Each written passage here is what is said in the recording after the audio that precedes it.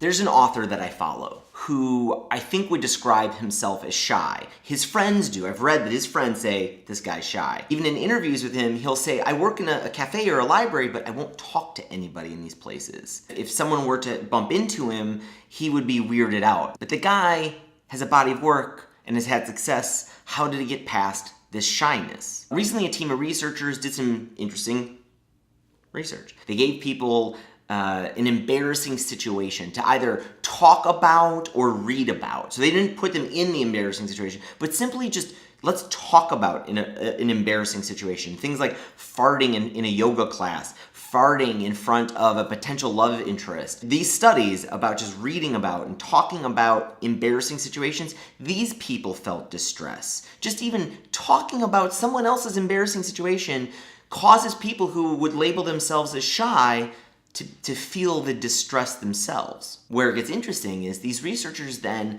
encourage their study participants to instead take a more observant role. Someone farting in a yoga class. Think about what you would do if you were observing this. Would you giggle? Would you stare at them? Detach yourself from the situation and just observe it. What happened? The distress that people feel even talking about an embarrassing situation drops. One of my earliest childhood memories was going to a preschool. For some reason, maybe it was like my first day in preschool, maybe all the other kids had started and we got there a little late. All the other kids are there, they're settled, and we had to walk right through the middle of the room while all these kids were kind of here on the sides just staring at me. You know what I did? I crossed my eyes while I was walking through these kids so that I didn't have to make eye contact and all their faces got all blurry. You'd say, probably, I'm shy. If you know me a little bit, you might think like, well, that's weird. You don't come across as shy. I mean, you put out all this work and you're on these videos a ton and you're showing all these weird behind the scenes of your career and your family. Like, how can you be shy? It goes back to this research. If you look at my writing and the stuff that I do in these videos, like I'm not just opening this up and being this like participant in kind of exploring my life. No, like I'm observing my life. I'm trying to observe it for all the value I can share on this channel. I think I've become a pretty good observer of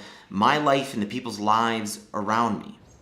Okay, so today is the day I tell you what the heck I've been doing, Lynette and I, for new jobs. I'm now the CTO of a company called Rockstar Coders. A bunch of great developers and help people create software. It also affords me time to work on Film Hope, so I'm still working on my startup. But how did I get this sweet deal where I get to work a job, have enough time to work on the video startup, Lynette's working with me? How did that come about? And sometimes we get to commute together. Not very often.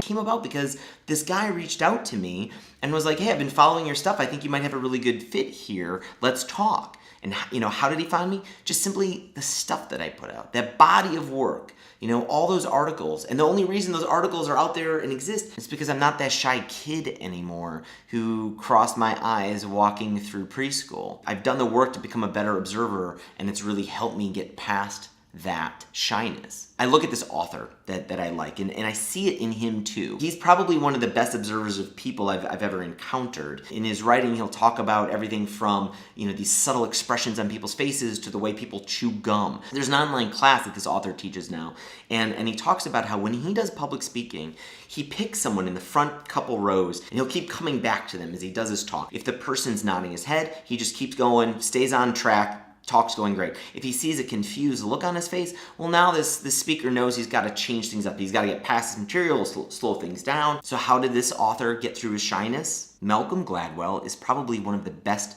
observers of people. I hope you dig these videos. Hit all the thumbs up you can. Subscribe if you're new here, and I'll see you soon.